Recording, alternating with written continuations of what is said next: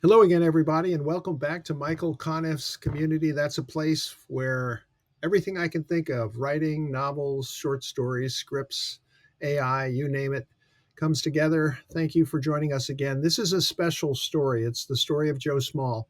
He was a naval seaman at the end of World War II, loading ammunition in Port Chicago, California, along with hundreds of his completely black seamen and sailors who were overseen by the Shavetail Louis, the officers who also happened to be all white.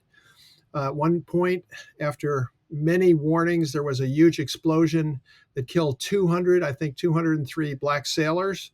And when the sailors refused to go back to work because it was too dangerous, Joe Small, as the leader, was tried for mutiny along with 50 others who became known as the 50.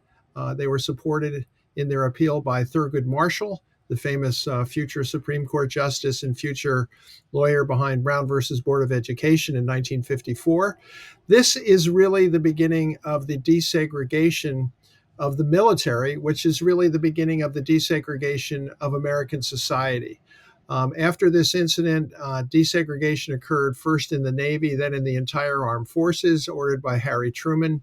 And remember, Joe Small, this story took place at the end of World War II, still 1945, 2 years before Jackie Robinson went to play for the Dodgers as the first African American Major League Baseball player. So this is a very significant story.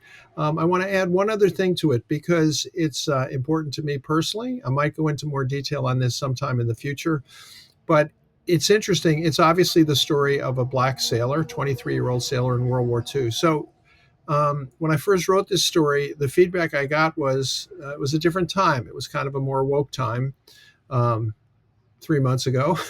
And people said, you can't write a story like this about a black sailor because you're not black, and therefore this is inauthentic and not genuine. So I want to say one thing about that as emphatically as I can.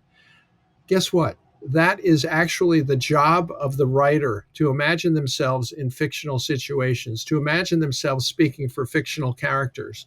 In this case, it was a black. In many cases, and I've published a lot of them here on Substack, it's a woman's voice. It's what a writer does. It's actually the job of the writer to be able to do that. And so to be told, as I was twice by actually very high up network executives, this is not your time. They all knew Joe Small was a story that needed to be told. They all passed on it because of the color of my skin, and that's the truth. Now, maybe if I were a black writer, it would have been different. I don't know. I tried hard to find black directors, producers, without any luck.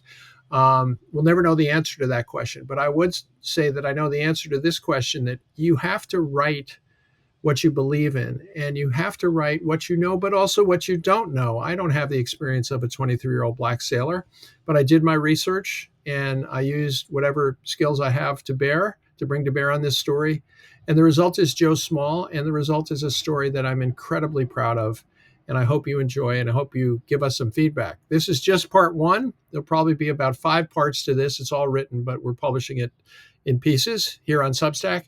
But make sure to read it, comment, let me know what you think. mc@michaelconniff.com. Go to my website, michaelconniff.com, or best ever, comment here on Substack, conniff.substack.com. Love to hear from you. And in particular, would love to know what you think of Joe Small. So thanks a lot for listening and for reading, and we'll talk soon.